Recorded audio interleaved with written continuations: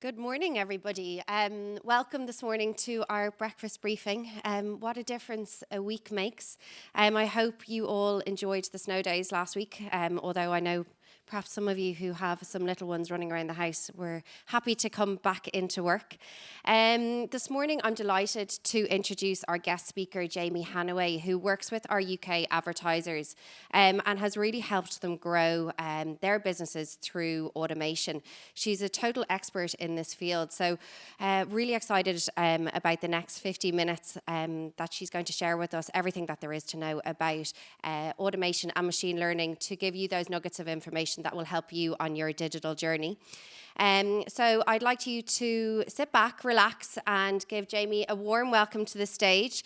There will be some time for questions and answers afterwards, as usual. So without further ado, Jamie.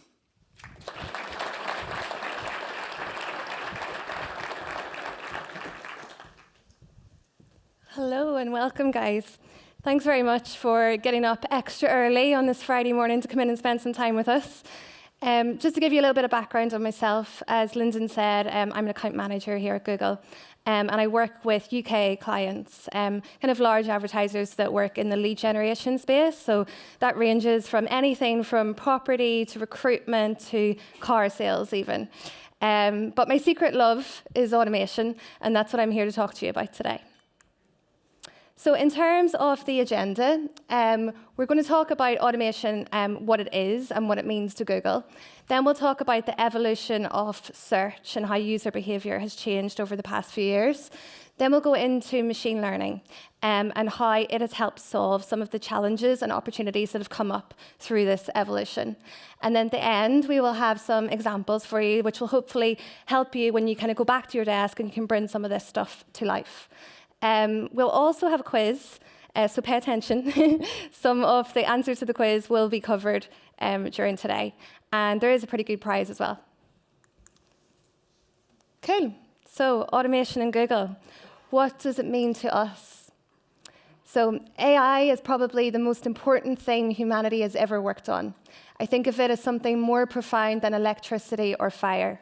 So that's Sundar, our CEO, and he stood up at a conference recently and made this massive statement. Some of you might chuckle a little bit when you think about how can AI change the world in the way that electricity or fire has. But when you think about it, it really is kind of behind eliminating all of the constraints that we face today. Some of it hasn't come to fore yet, but it's in the background in energy. We're looking at solutions to provide clean, cheap energy. It's changing the way we travel, the way we learn, the way we communicate with each other. It's basically infiltrating every part of our life. And for that reason, it is at the heart of Google's strategy right now. So most of our resources and investment is really going into this space. And you'll see it coming through in the products that you use, as well as some of the things that are top secret and going on in the background too. So I want to talk a little bit about the definitions of automation, AI, and machine learning. They're buzzwords right now, so we all kind of are guilty of saying them. And if someone put us in the spot and asked us to define what it is, or if you had to explain it to someone who didn't know anything about it, you might struggle a little bit. I'm not going to ask any of you to do it today, so don't worry. But I wanted to kind of share with you how I conceptualize it in my mind, and hopefully it might help you as well. So when I think about AI or artificial intelligence, I'm thinking about the broader concept. So basically making machines do things that we as humans feel are smart. And then machine learning is an application of that. So it's the process by which we kind of feed data to a machine and expect it to take that data and make its own decisions and leave it to work so that you don't have to, basically. And then automation is a much older word. We've been using it for a very long time, and it's been through industry and different stages. But in our world, what it means is taking tools to put this machine learning into practice. So that could be AdWords or DoubleClick or Kenshu or Marin or any way that you might automate ads. So now I'm going to let some of the great minds behind this in Google explain to you how machine learning works and give you some examples of the top secret or the bigger picture things. This video is about 5 minutes long, so sit back and be entertained. As a kid, I was really inspired by the explorers. I grew up in Seattle, and Lewis and Clark were kind of heroes locally. And I wanted to be an explorer when I grew up. As an electrical engineer, I would always look for new things that we can do that just weren't ever possible. And machine learning and research is an exploration. It feels like an intellectual exploration. We've definitely seen a big uptake in the last 5 years in what machines are able to do compared to, say, the previous decade or two. With the advent of a lot more data and a lot more computing power, we really can think bigger and sort of change the game about what kind of models we can envision. The real world is actually very messy. Hard logical rules are not the way to solve real-world problems. So machine learning is all about learning from examples. Rather than writing 500,000 lines of code, we instead have the machine learn from observations about the world. And we look through a bunch of these examples in the machine learning algorithm, maybe millions, maybe billions, maybe even trillions, to identify the patterns and generalize from there. In the task of image recognition, we've been able to train models to take the pixels of an image and from those pixels, learn high-level features. It starts to learn that if you see a cake and you see a kid, it's maybe a birthday party. If you see a cake and lots of kids, it's very likely a birthday party. That's essentially teaching the machines to do the perceptions that we humans are so natural and so good at. You realize just how amazing humans are, just how amazing your 4-year-old is who can recognize faces. Machine learning has really been the beginning of a big revolution in the field of speech recognition. To teach speech recognition, how to interact with a noisy room. We used real-world sounds and we mix it into the examples that we already have. Is it cold outside? Is it cold outside? Is it cold outside? Now, no matter what the noise in the environment, our speech recognition systems can understand what you're saying. They can separate out one speaker from another. With machine learning, we have now an algorithm that learns how to simulate a human linguist. A lot of the language that we see today, it's very informal. Blah, blah, blah, blah, blah, blah, blah. And they say, okay. Interspersed with emojis and stickers. Now, with Google, we're getting to the point where you can have a much more natural conversation. Any good Mexican places around here? Here you go. The assistant product that we're building at Google uses the best of our machine learning techniques in speech recognition, image understanding, natural language understanding. That's a promising direction for developing systems that can really navigate the mess of the real world.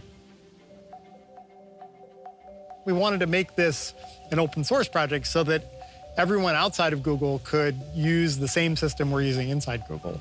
There are lots of people who have made very, very creative uses of it without knowing a single bit of machine learning. So if they have the ideas, they don't need to do the heavy lifting that we've already done. I saw a cool example where somebody used to have a cat going around their house all the time, so they trained a model to identify whenever the cat was there, and they would turn the sprinklers on to scare the cat away. This elderly couple in Japan who ran a cucumber farm, and one of the big tasks is to sort the cucumbers into like prickly ones, less prickly ones, straight ones, curved ones, and it's actually a complicated task. So the wife would spend many hours a day sorting cucumbers. So the son picked up a computer vision model and was able to build a system to categorize the cucumbers and sort them automatically. All the time wasted sorting cucumbers is just going to be used in much better ways. 387 million people with diabetes are at risk for diabetic retinopathy. It causes blindness. The way that you can find signs of diabetic retinopathy is by taking pictures of the back of the eye. But there's just simply not enough doctors, and it takes hours for an interpretation. So we trained an algorithm that can read the images right then and there. The algorithm can help the doctors get more people screened for the disease. The more you see machine learning and the kinds of things it can do, the more you see opportunity for it to improve people's lives. You can use machine learning to save power at significant scales, even track the spread of diseases and epidemics. We could use a computer vision model for everyone who's visually impaired. We could make speech recognizer for everyone on the planet and drastically improve the experience of millions and billions of people. I don't see any area of science or even of human endeavor that learned systems can't help with. If you'd asked me a few years ago if a computer would be able to do this anytime soon, I would have said, I don't really think so. It's very, very empowering to imagine what's going to come. We're thinking thoughts and doing things that, no man has ever done, and sort of setting forth and setting foot in really new intellectual territory here. The promise of AI and machine learning is that we can actually produce solutions to previously unsolved problems that will really help people.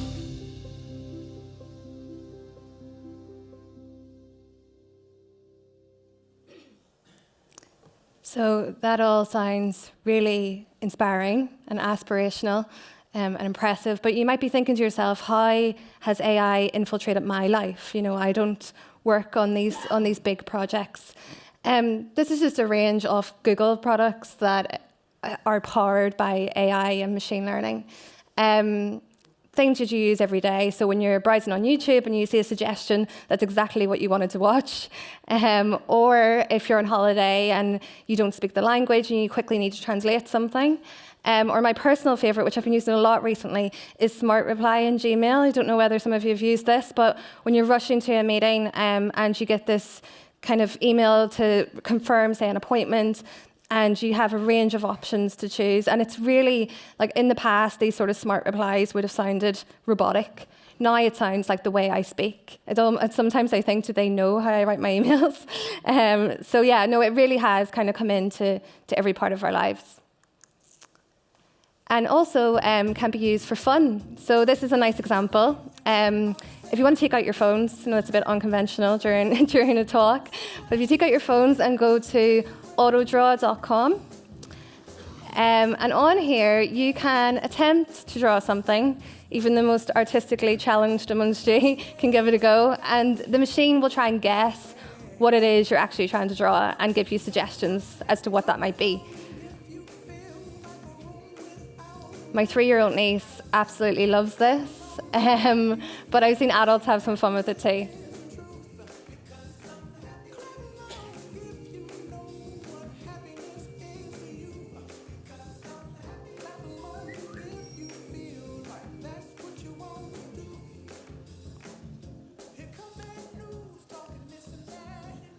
Cool. So hopefully that's something you can bring back to the office and show people. That's what you learned to Google today. But just a nice example to show how a system kind of learns through people making bad pictures what a good picture looks like. Okay, so we're going to switch gear a little bit now and talk about search and the evolution and how it's changed over the past number of years. So there have been some really significant changes in user behavior. Search is now globally mobile first. And what that means is that over half of all searches come from mobile devices. Also, the way people search has changed. So there's a shift away from brand searches onto kind of more generic searches or product searches. What we've also noticed, over the 2017, is people are searching more personally. So they'll ask Google questions like, where should I go on holiday? What shampoo is the best for me? It's almost like Google has become their personal advisor in some ways. And all of these changes have consequences for advertisers, obviously. So on a mobile phone, you obviously have fewer ad slots. So there's more competition. And this increase in competition can cause an increase in CPCs, which can hurt efficiency.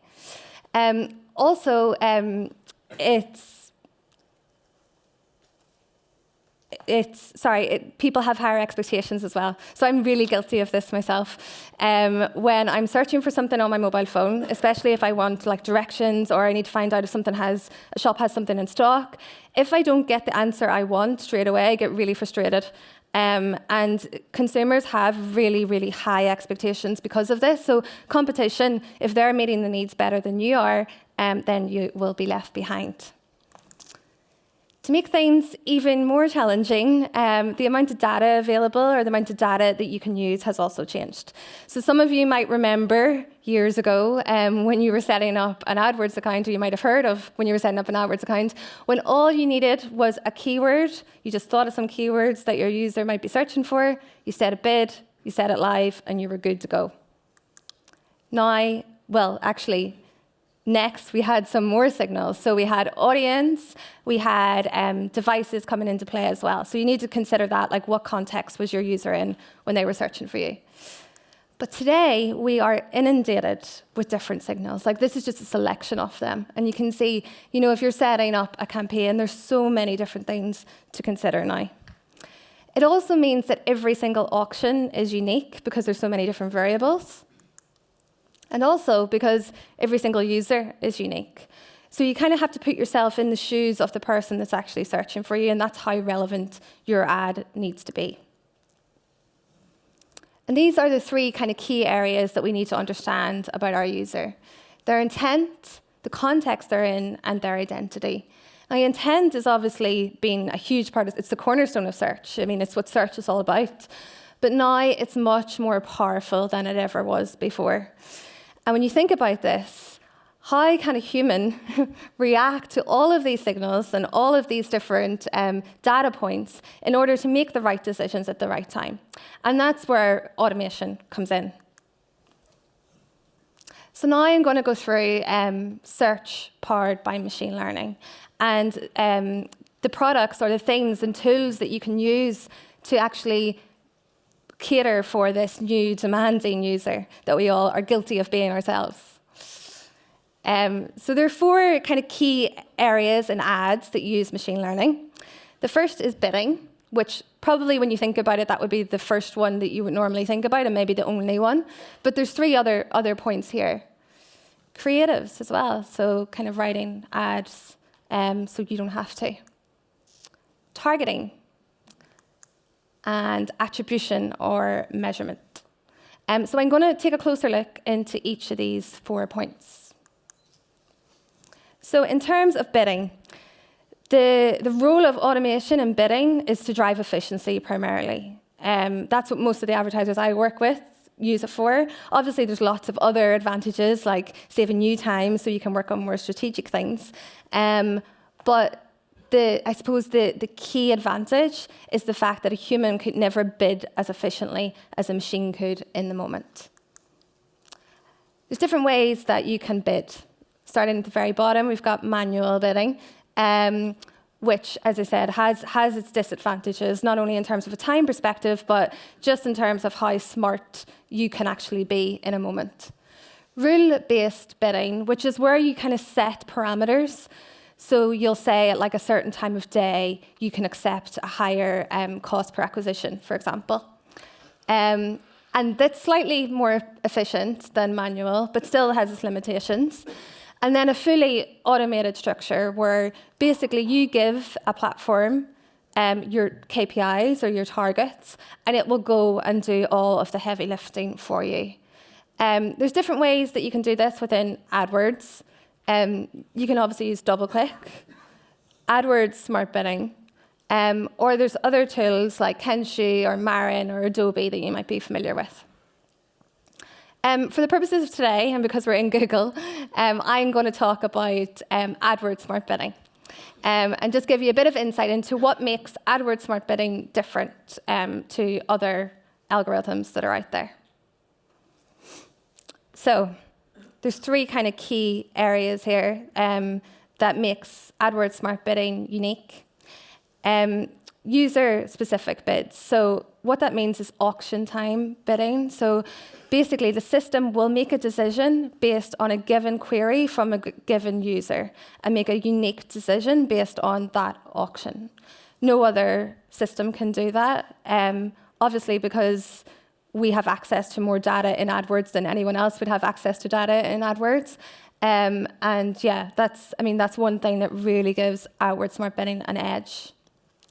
Another thing is that a lot of other algorithms use one or two signals at a given time. AdWords Smart Bidding uses a combination of signals, so it really takes in the entire landscape, the user, the query, and takes it all, the competition, takes everything into consideration and then makes a smart bid based on that. And This is one that I think really puts it ahead, and there's exclusive signals. So signals, as I said, that no other system would have access to. So the browser that the user is coming from, that actually makes a difference in terms of conversion rate, and you can notice trends and then bid in relation to that. Also the ad format as well that they're clicking on, you can kind of make assumptions about a person, and once the data comes through, they can notice the machines can notice trends and make decisions. Okay, great. So on to creatives, and this is like 101 of marketing.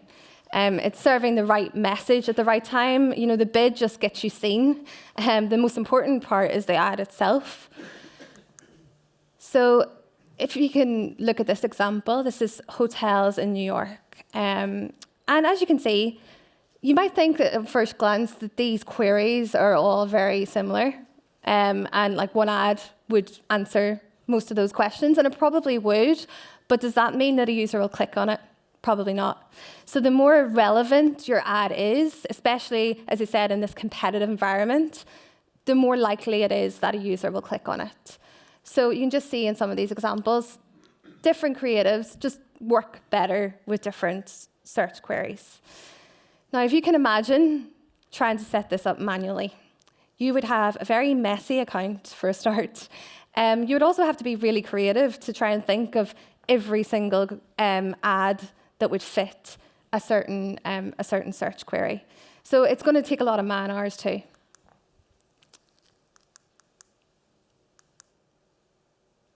Sorry, lots of builds there. So these are the tools within AdWords that you can use to make this process easier.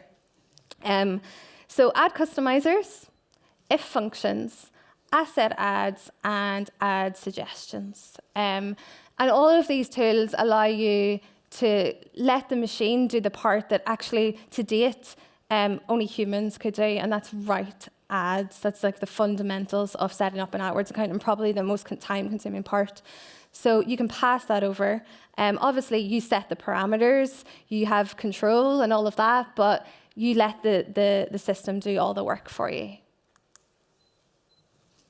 Now on to targeting, and this is a really interesting part as well. So this is about finding customers who aren't your customers yet, but they should be. So finding people that aren't your customers yet, but they should be, through the right targeting. The best way to do this in AdWords right now is through dynamic search ads, or DSAs, as you might know them. There's a few advantages to using DSAs. So 16% of queries are new every single day. So the most dedicated PPC manager, the most skilled in the area, could never keep up with this rate of change, no matter how hard they tried or how many hours they put in. Only a machine could really do that. So you're kind of covered. If you use dynamic search ads, you know you're covered for those new queries that come through. The other big advantage as well is in terms of your site. A lot of advertisers have huge sites and have constantly changing sites. Like if you think of travel or retail, stock levels go down or inventory goes down, and to manually go in and change ads or turn off a campaign because you've ran out of stock is obviously inconvenient and time-consuming. With DSAs, what goes on there is the system searches your site regularly, so any changes it will pick up on and it will adapt to it and only target users for the relevant pages. And on to attribution.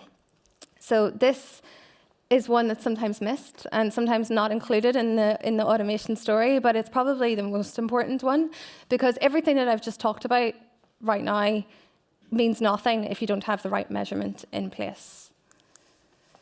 So I'm not going to talk you through the models because we'd be here all day, but just to drill in on DDA, which is data-driven attribution. And what it does is it gives every touch point the value that it deserves. So you might say, oh, my brand searches convert really, really well, but all my generic searches, they're just far too expensive and it's not efficient for me to be serving on them. And what I would say to you is you're just measuring on last click. So what that means is that you're just attributing value to the very last click that the user made rather than their whole journey, which is obviously getting longer and longer with mobiles and people doing more research. So data-driven attribution, although there is these other attribution models that might suit your business, data-driven attribution is kind of a safe bet because you know you're not prioritizing any of the clicks. You're basically attributing value fairly. And once you implement data-driven attribution, try to imagine yourself trying to bid to optimize towards that. So if data-driven attribution is taking every single touch point into consideration and giving it a value, it would be very complicated for you to then go in and decide what bid matches that value for every single keyword. So that's where smart bidding comes in. And when you combine smart bidding with DDA, that's where you get the real performance. If you're smart bidding to a last click model, you probably won't see much of a change. It'll probably just stay the same and it'll save you some time, but you're not going to see that performance. Where the performance comes in is when you combine both. One other point on all four of these areas is that although I've been going on about how amazing the machines are, obviously humans are smarter. So where the real magic happens is when you combine that human element with the machines. And what I mean by that is set the right targets. If you set up a smart bidding campaign with a completely unrealistic target cost per acquisition, it's never going to perform. So being smart about that and setting up the right targets. Also, you might want some control. So I spoke earlier about dynamic search ads and new keywords coming on stream every single day. But you might not want to cover all of those keywords. There might be a reason for that. Maybe you don't think it's relevant to your business, or maybe you tried it before and it didn't work. So you have control. You can add negative keywords, which will block that content. So really, that's just a couple of examples of the control and parameters that you can set. But what I would say is do that. Do use that control while you can trust the machines to do the heavy lifting and make smart decisions. The more information you feed it, the better performance you will get. So now we're going to go through some best-in-class examples. I think this is kind of where you can kind of see this in practice and hopefully then apply it to your business as well. This is a company called Brix. I actually work with them myself, so I was very, very close to this this progress that they made with their business.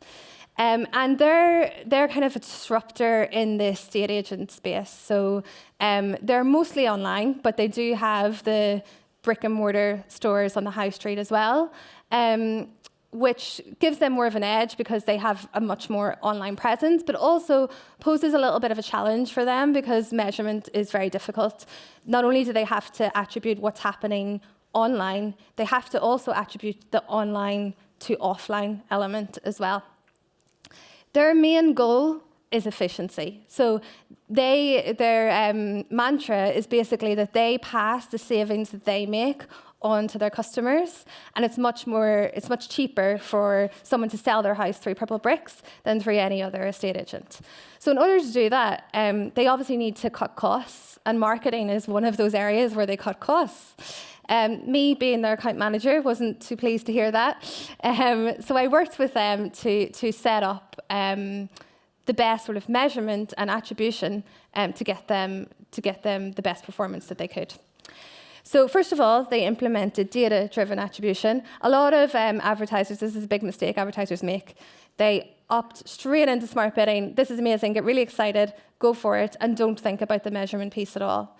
So opting into data-driven attribution first, letting it run, letting it get learnings, and then take your time. This isn't a race.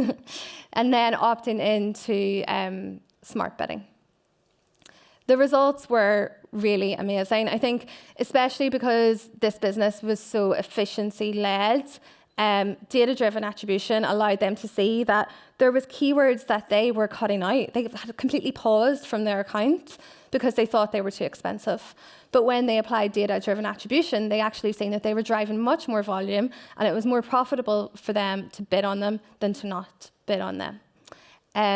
So you can see here, they had a 28% increase in conversion rates and a 1.7% improvement in the conversion rate on mobile generics, as I mentioned. Another example here is hostileworld, which some of you might have heard of. Purple Brix, maybe not, because it's a UK business, but hostileworld is global. So again, for hostileworld, the main objective was efficiency. I think for most advertisers, they would say their main objective is efficiency. But yeah, they needed to cut costs in as many areas as possible. Also, they operate in 160 countries across the world, so that added complexity. You know, they had a lot of campaigns to manage, a lot of people working on the account.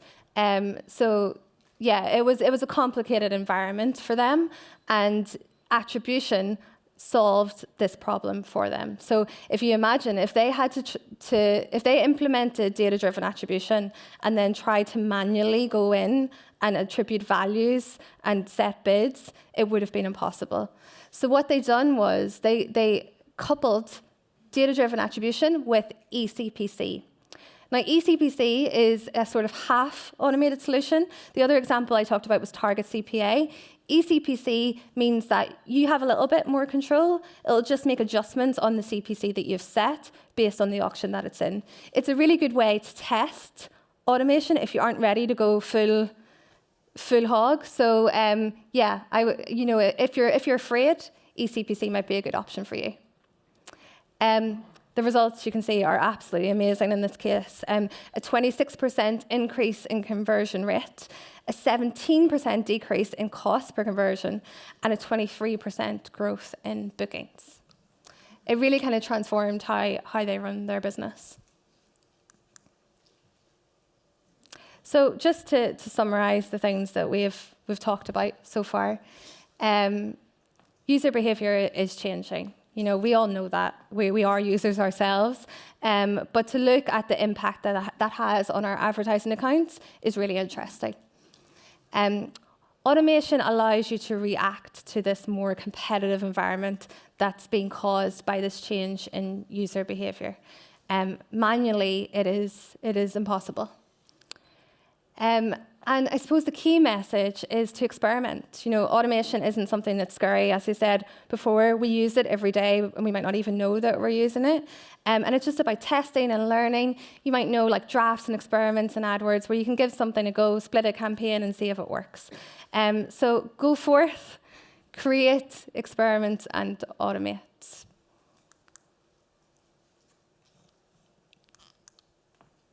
Oh, I'm stuck here. There we go. So, on to the quiz. Now, as I said, we have a really good prize. We have a Google Home up for grabs. So I'm going to ask you all to be on your feet. I really hope this works. I haven't tested this yet. But basically, we're going to do kind of like a last man/woman standing. And what I want you to do is I'll tell you to put your hands on your head if you think the answer is something, and keep them by your side if you think it's something else. And then I'll ask you to sit down if you're wrong. I'm going to trust you to be honest on this. And hopefully we'll be left with a couple of people at the end, and we can decide who the winner is. Okay. So more than half of all searches are on mobile. Hands on your head if you think it's true, and hands by your side if you think it is false. I would be mad if you didn't know this one. Yes, you're right, it's true, so you can all stay standing. Okay. Artificial intelligence is an application of machine learning.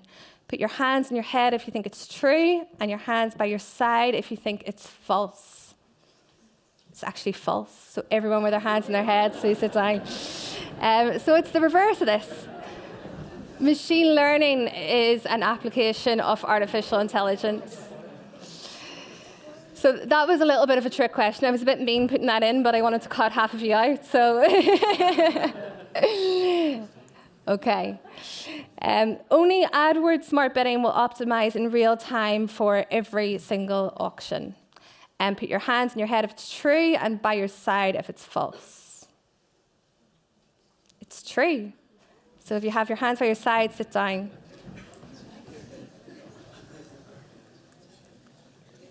Okay. Only AdWords Smart Bidding will factor in users' browser as a signal when determining bids. Put your hands in, some people have their hands in their head already. They're so keen. Put your hands in your head if it's true, and by your side if you think it's false. It's true. So you can stay standing if you have your hands in your head. Okay, we're getting there. I hope I don't run out of questions.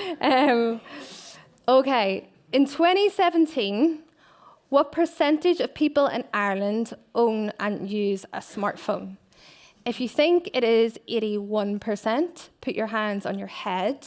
If you think it's 89%, keep your hands by your side. If you have your hands by your side, sit down. It's 81%. Which actually, interestingly enough, when I was looking at these figures, is slightly higher than the UK, which I found was pretty cool. We're ahead of the times. Okay, how many people do we have now? 1, 2, 3, 5. Okay, that's good. Okay, I'm going to ask each of you to actually guess the answer to this, and whoever is closest to it will win the prize. So in 2017, what was the average number of connected devices per person in Ireland? Now, I'll give you a clue. This isn't a whole number. There's a decimal point in there to make it a little bit harder because it's an average. So guess with a point, and I'll pick the person that's closest to it. Oh, do you want a mic? Actually, maybe.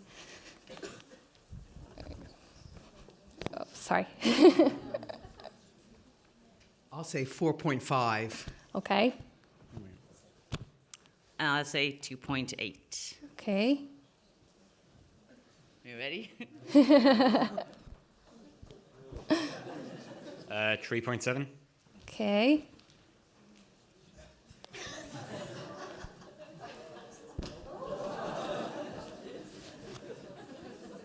Uh, 2.4. Okay.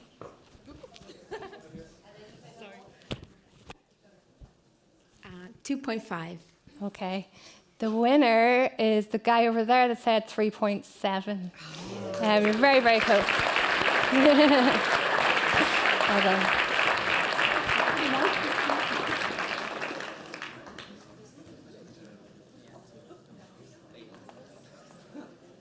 Great. Cool. That actually worked out perfectly. I was kind of thinking, do I have enough questions? Am I going to be left with loads of people starting up? But thankfully it worked out. That's good.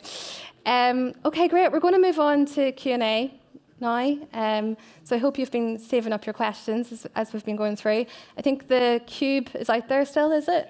Do we have it? Yeah. Great.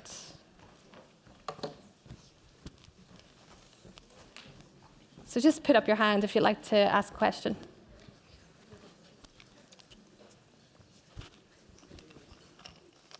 Is everyone shy? Do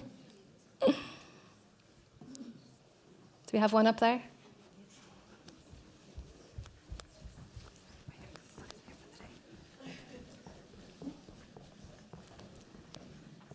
Thank you. My question is, what are the common reasons that advertisers tell you that why they don't want to move off last click? So when they say, I don't want to do it, what are the usual reasons? Yeah, the main reason is usually because that's the way we've always done it. You know, people have been running AdWords accounts now for years. Some business wouldn't even exist without an AdWords account, and they're just completely online. A lot of the businesses I work with are completely online. And if they've been measuring to last click this whole time, and you're asking them to completely switch that and think about it in a totally different way, that's a huge ask, right? And I get that. I completely get that. The good thing about using data-driven attribution is that once you opt into it, it doesn't actually change anything. All of your data is still there. It doesn't change how how you serve ads or how you bid. It's when you add the next layer of smart bidding that the change happens. But you can safely opt in to DDA and not actually change performance in your account. So I think it's probably a bit of fear and a bit of, I don't want to change. So yeah, I would encourage people, if they have those thoughts, to give it a go. There really is nothing to lose in that. Thank you. Any questions? There's a question up here. Oh, and I've one closer to me. Oh, here, this is probably. My question is, do you think that the CPA is lower on Facebook or on Google AdWords? That's a tough question. I mean, it totally depends on the industry and the area that you work in. Search has intent, which is kind of the main sort of point that makes it the most efficient. So when you're reaching out to people on Facebook, you're reaching people who you think might be interested in what you're serving, which is great because it grows brand awareness. But on search, someone is looking for you and you're just being there when you need them. So I suppose it kind of depends on what your KPIs really are.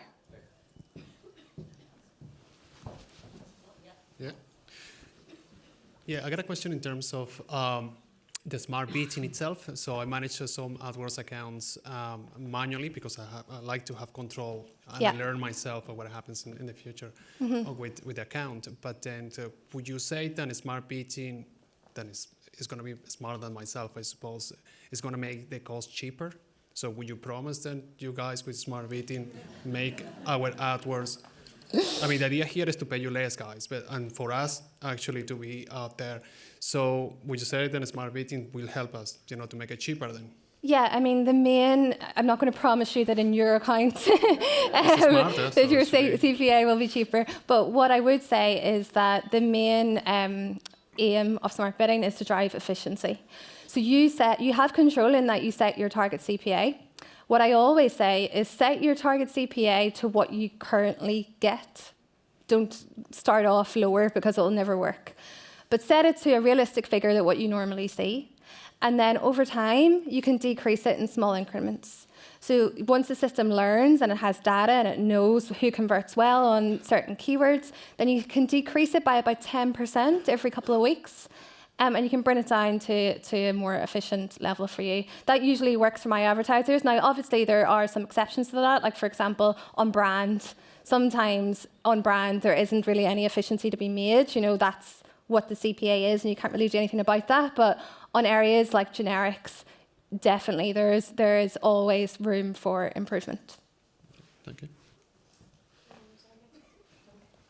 Hi, my question is with regards to the metrics that you pointed out earlier. Is there any third-party validation of those metrics? Because it's easy to tell a client that they've had a 25% increase in conversion, but that's Google saying that. Is there any other sort of party that can prove that as well? Yeah, so the metrics were in relation to the individual cases.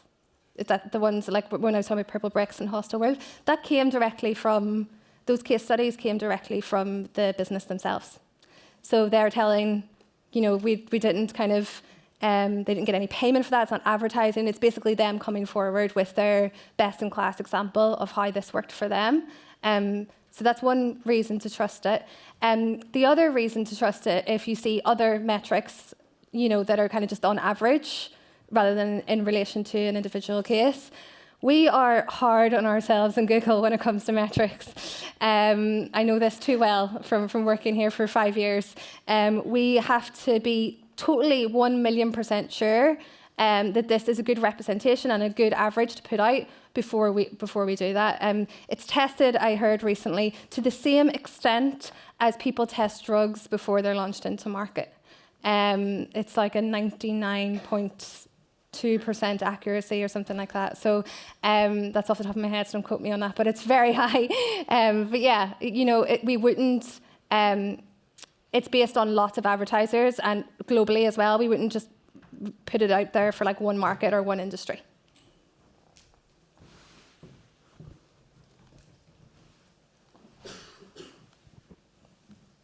Any more? More questions before we finish up?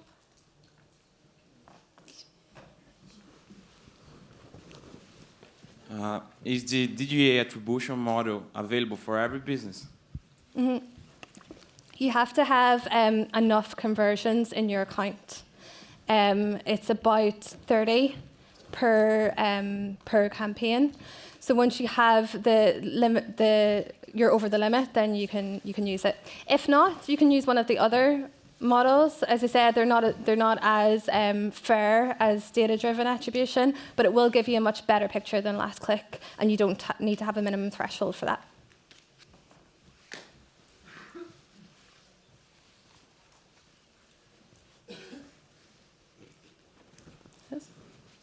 Cool.